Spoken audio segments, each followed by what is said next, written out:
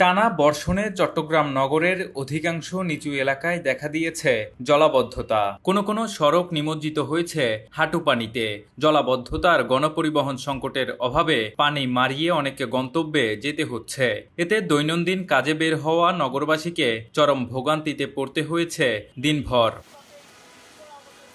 নগরের বাকুলিয়া, চকবাজার, সুলভবহর, জিইসি সহ বিভিন্ন এলাকার সড়ক ও অলিগলিতে গোড়ালি থেকে হাঁটু পরিমাণ পানি জমেছে। দীর্ঘদিনের জলাবদ্ধতার কবল থেকে মুক্তি না মেলায় ক্ষুব্ধ নগরবাসী। চট্টগ্রাম শহরের যে অবস্থা, প্রতিনিয়ত হচ্ছে মুরাদপুরে অল্প বৃষ্টি হলে পানি উঠে যায়। এটা একটা সমাধান হওয়া উচিত। প্রশাসন তো প্রতিনিয়তই দেখি কাজ করে, তারা বৃষ্টির দিনে এসে এই এলাকাগুলো পর্যবেক্ষণ করুক, তাহলে বুঝতে পারবে আমরা সাধারণ জন্য কতটা দুর্ভোগ ভোগান্তিতে পোহাইতে হয়। জলাবদ্ধতার কাজ করে না, এটা মেয়র কোনো কাজই করে নাই চিটাং শহরের মধ্যে। এটা এই জন্য আমাদের এত ভোগান্তি কষ্ট হচ্ছে। বৃষ্টি পড়লেই ড্রেন ফুলফিল হয়ে যায়। গত বছরও এই টাইমে ড্রেন ফুলফিল হয়ে গেছে গা, বসছি এক জায়গায় মশায় কামড়েছে, ডেঙ্গু হয়ে গেছে। এই পানিগুলা আমাদের মতো অনেক জনসাধারণকে ভোগান্তিতে ফেলতেছে। বাগদার খালটায় আজকে পানি জামজাট হইতো না, আমরা পানিতে দুর্ভোগ করতাম না। সামান্য বৃষ্টিতেই জলাবদ্ধতা সৃষ্টি হয় নগরের গুরুত্বপূর্ণ ব্যস্ততম এলাকা জিইসি মোড়ে। এতে বিঘ্নিত হয় যানবাহন ও পথচারীদের চলাচল। সড়কে জমা পানি নিষ্কাশনের সুব্যবস্থা না থাকাকে দুষছেন পথচারীরা।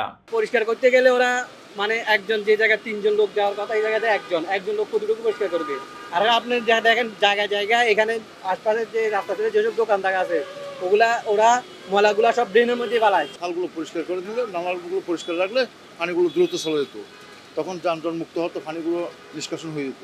নিচে যে ড্রেনগুলো আছে, ড্রেনগুলো পরিষ্কার করানো, এই জন্য পানি নিষ্কাশন হইতেছে না।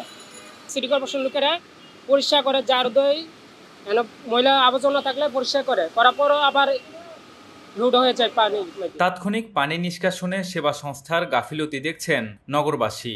ভুক্তভোগীরা জানান, নিয়মিত ড্রেন নালা পরিষ্কার না করায় বৃষ্টি হলেই জলাবদ্ধতার সৃষ্টি হচ্ছে। এদিকে মৌসুমি বায়ুর প্রভাবে চট্টগ্রামে আরও বৃষ্টিপাতের সম্ভাবনার কথা জানিয়েছে আবহাওয়া office. Shahrukh Sayel, C voice 24, Chittagong.